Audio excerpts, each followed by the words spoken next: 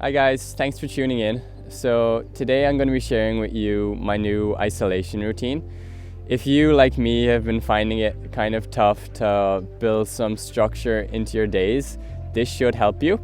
It's in podcast form with some nice drone footage of Ireland, the Irish landscape.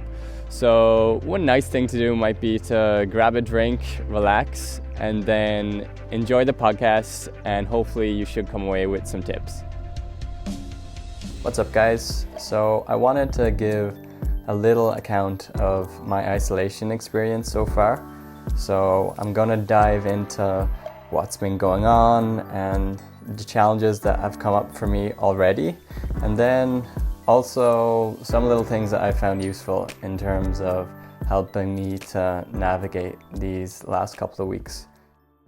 So in the background, the footage that you're watching is drone footage that I took this morning.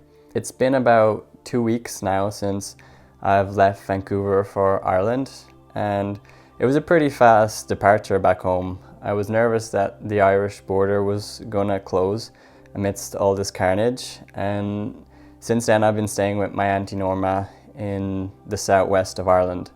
We're based in the countryside, in a remote town called Mill Street. And so the isolation factor is pretty extreme. We're in the middle of nowhere, but luckily it's a gorgeous part of the country. And also we have family who live nearby, so we can kind of catch up with them from a safe distance. And that's been nice.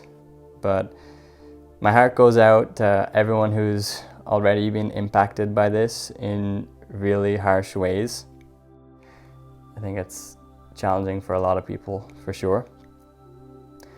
So the first week of quarantine, I'll call the honeymoon period, was packed with movie nights, a lot of wine, Guinness, late mornings, and well, it was kind of nice. I got to spend some good quality time with my Auntie Norma, who's just a pleasure to hang with. We have a lot of good time together, and we don't get to spend time together often, so it's been a treat. And then just generally being leisurely, which also often escapes me. For the last couple of months, I've been running my business, my videography business in Vancouver, and yeah, that just takes up a lot of time, and well, it's a big pressure, and not having that has been like a little bit of a sweet release. At the same time, I guess I don't have money coming in, which has another added pressure, but trying to take the break for the break that it is and just go with the flow that way. And then also mixed into this first quarantine week was some sad long distance phone calls with my girlfriend Maya, who's back in Vancouver. She's staying in a big 3-bedroom house all alone. Yeah, that's been hard to kind of chat with her and not be there. And then there's kind of, over the course of the first week, there was like a growing sense of frustration that my days were not being so productive. That usually quickly happens unless I allocate specific holiday time or I give myself a break that's kind of set on stone for a certain period of time. I'll get this general sense of, holy shit, what am I doing? And added to that, I was tuning into the news cycle far too much. I think mostly parceled into that was my own frustration of getting lured into it, getting lured into all the headlines and just getting sucked in and spending far too much time listening to the news than I should have.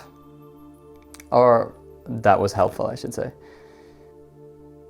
So that first week of quarantine, what with all the late nights and media consumption and alcohol consumption, it was quickly catching up with me, and then mixed into all that was my own frustrations of not making the most out of my days. And so about last Saturday, I decided that I need to revamp how I'm spending my time and build a little bit of structure and routine into my days so that I'm just not overwhelmed and swept by all the chaos.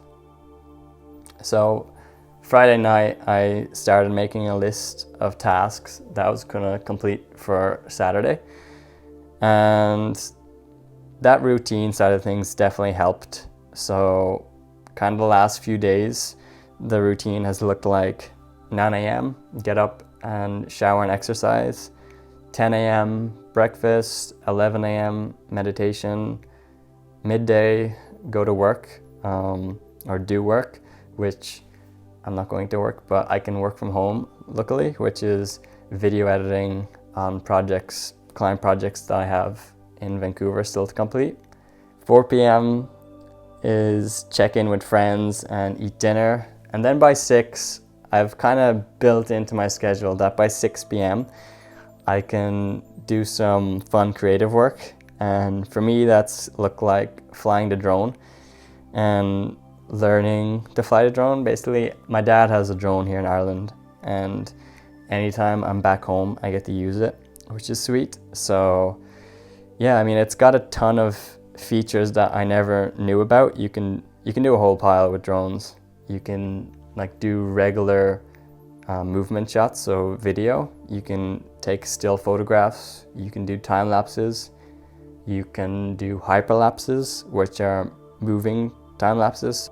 So I've been kind of paying attention to the clouds and learning about sunsets and like how to predict sunsets.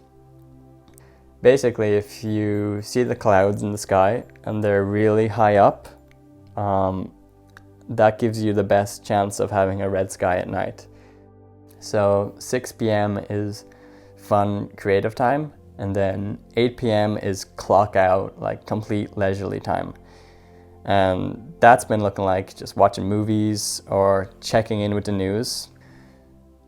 So I've been doing this for about 5 days now, just kind of blocking out structural days, and it's definitely helped me to become more focused and productive, and I don't know, just generally feeling better about myself and the time that I'm spending.